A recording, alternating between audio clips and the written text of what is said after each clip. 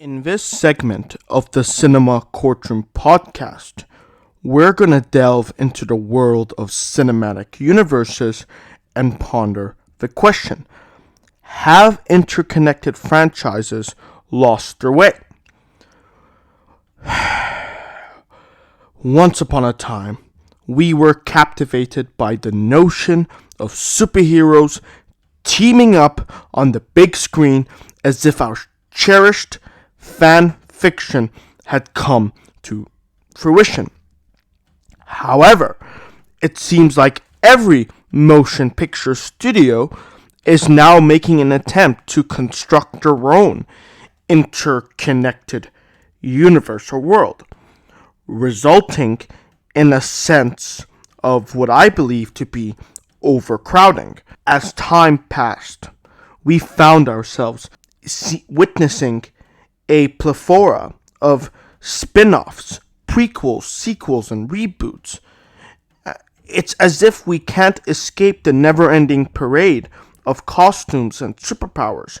Meanwhile, the DC Extended Universe aimed to emulate Marvel's success, but encountered some stumbling blocks along the way.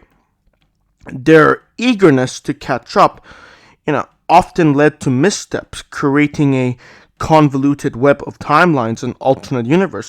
It's like navigating a multiverse with a faulty compass. But I don't think interconnected franchises have lost their way fully, because amidst this saturation of the DCEU or the MCU, there are still shining examples of interconnected franchises executed with brilliance.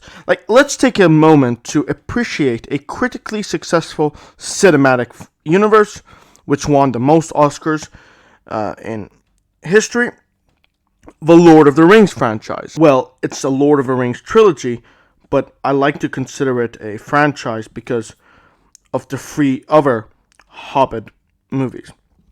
My point is that was a successful cinematic universe. Now, say what you want about The Hobbit being a CGI bore fest or, contradicting Tolkien canon for whatever reason you might think, or, Legolas might have been involved too much, or there should have only been 2 movies, which I actually found to be pretty a stupid assertion to make, because, okay, are you with Desolation of Smaug, building up the first encounter with Smaug and then unleashing him on Lake Town, causing havoc, then Bard kills him, but then there's this third act of The Hobbit where it's the Battle of the 5 Armies. Are you gonna just cover that within a span of 2 movies?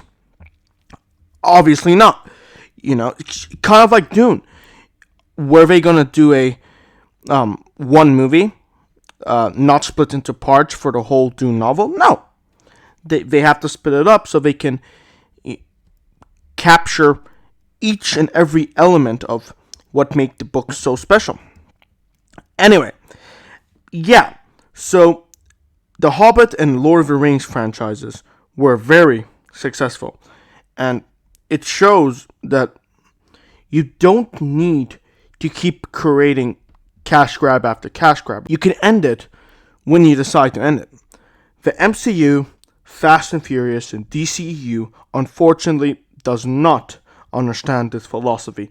They just want infinite continuance. And it pisses me off quite a bit, because now they're just diluting the content until they build up to some big ticket seller event. But I think what makes The Hobbit and Lord of the Rings franchise particularly remarkable is their ability to create a fully realized and immersive fantasy world that spans across multiple films.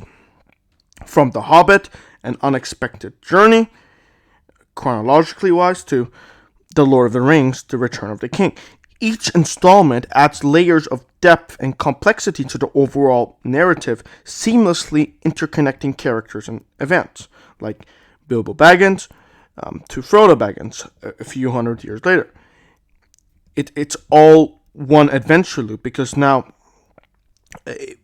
because Bilbo's writing his book, it's now written after Lord of the Rings, and you can read it from the beginning to end, and then read it again and again and again. It's a timeless story that doesn't rely on 20 movies. Moreover, the Lord of the Rings and the Hobbit films showcase a remarkable attention to detail and a commitment to not only staying true to J.R. Tolkien's beloved source material, but also the interconnectedness of the franchise enhances the viewing experience, allowing audiences to fully immerse themselves in the rich lore and mythology. In conclusion, interconnected franchises have provided us with moments of cinematic wonder indeed.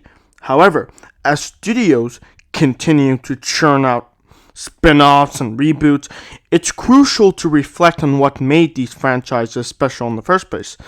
Perhaps it's time to take a step back, take a breath, and remember that quality and coherence should never, ever be sacrificed purely for the sake of expanding a universe to make money. Anyway, I've ranted about this long enough. What do you think? Do you think interconnected franchises have lost their way? Share your thoughts in the comment section below, or perhaps you can reach out to us for our Twitter inbox at Cinema Courtroom.